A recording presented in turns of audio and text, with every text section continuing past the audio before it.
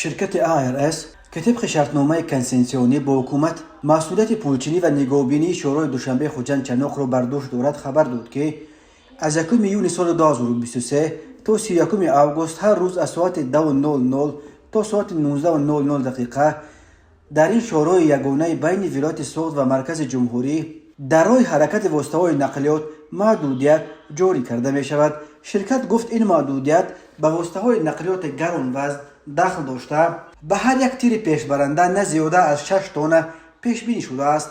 اقدام مذکور جهت اجرای طلبات قرار حکومت جمهوری تاجیکستان اوید به جاری نمودن محدودیت موسمی حرکت واسطه‌های نقلیات در راه‌های استفاده عموم عملی شده جهت ایمن نگاه داشتن راه از ویرانشوی پیش از مهلت و تامین بخطری مسافران و رانندگان و واسطه‌های نقلیات شرایط فراهم می‌آورد گفته می شود در اطلاعیه شرکت گفت به سبب از جانب بعضی رانندگان رعایت نگردیدن طلبات موجوده که به حمل و نقل بار توسط ماشین‌های گران وزن دخل دارد ضرورت تعمیر اکثر منطقه‌های راه دوشنبه چنوق به میان آمده است.